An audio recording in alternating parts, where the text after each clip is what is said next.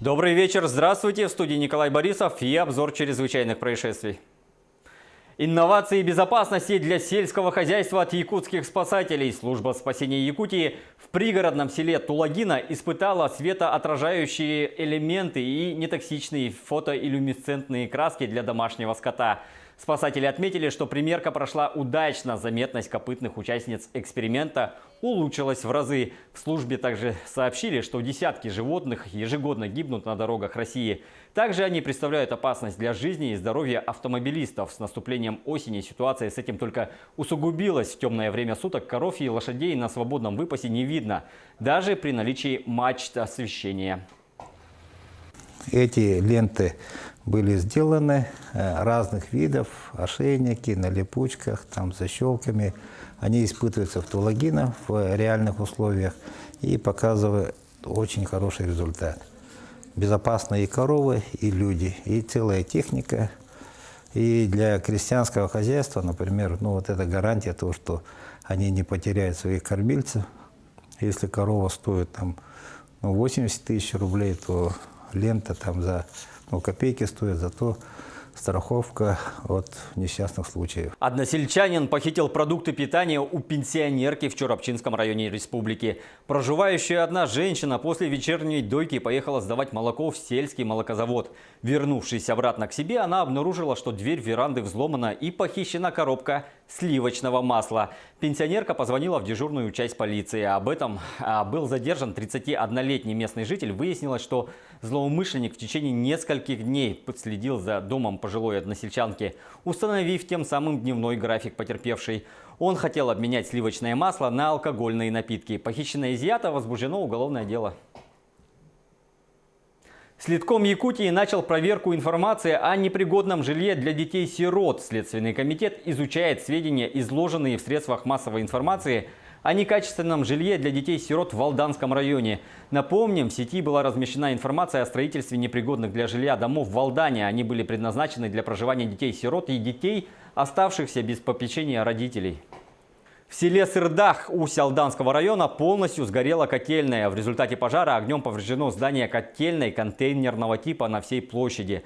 Она обеспечивала центральным теплоснабжением школу, детский сад, спортзал и жилые дома. По информации заместителя главного инженера по эксплуатации ГУП ЖКХ Владимира Бондаря, пострадавших нет. На данный момент причины и обстоятельства пожара выясняются. Отметим, что с целью бесперебойной подачи тепла запланировано возведение нового здания котельной с установкой оборудования на твердом топливе.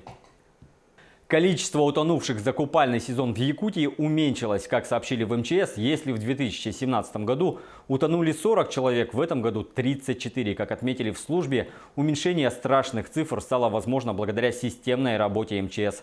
Летом регулярно проходили месячники безопасности, акции, рейдовые и профилактические мероприятия.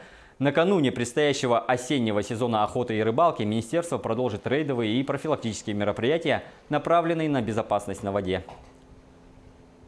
Непогода не радует не только жителей Якутии. Барселону затопили мощные дожди, рассказывает Татьяна Громова.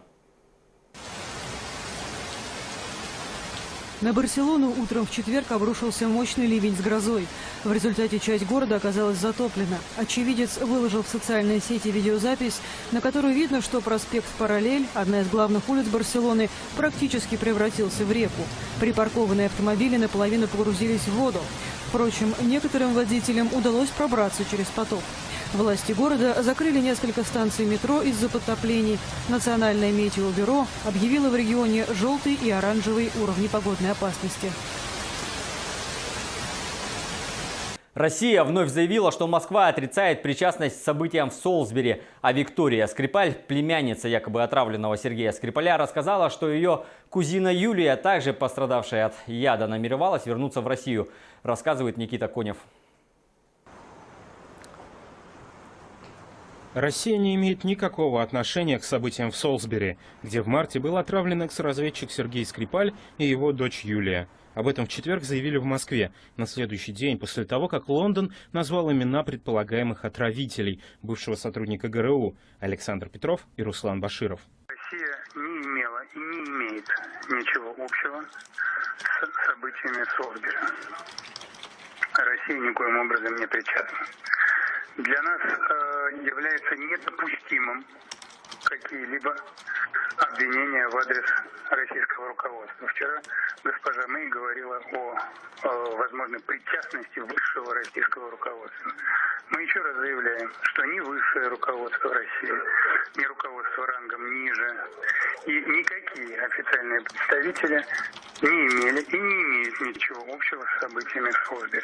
Об этом не может идти и речи. Впервые увидела обвиняемых и племянница Сергея Скрипаля, Виктория. Об этом она заявила на пресс-конференции в четверг. Также женщина рассказала, что ее двоюродная сестра Юлия намеревалась вернуться в Россию. Я говорю, какие у тебя планы на будущее? Она сказала, первоочередная задача – это вылечить папу, то есть чтобы он поправился. Как только он поправит свое здоровье, я собираюсь вернуться обратно домой, в Россию. То есть так она говорит. Вот такие планы у нее были на тот момент, на будущее. Виктория Скрипаль подчеркнула, дозвониться до Юлии невозможно, связь односторонняя. А дядю она и вовсе не слышала последние месяцы. Нам было сказано, что через 3 дня у папы стому уберут, и тогда он позвонит. Но прошло уже больше 1,5 месяца, с тех пор больше звонков не поступало. С телефона, с которого звонила Юля, она сказала, что это ее постоянный номер, но когда мы на него звоним, либо не отвечают, либо он выключен. Но теперь она выходит с этого номера, то есть у нас односторонняя связь, она выходит с этого номера постоянно. Отравление Сергея и Юлии Скрипаль вызвало масштабный международный скандал. Многие европейские страны выслали российских дипломатов. Москва последовательно отрицает любые обвинения. На этом пока все. Хороших выходных без чрезвычайных происшествий. Делайте собственный выбор и берегите себя.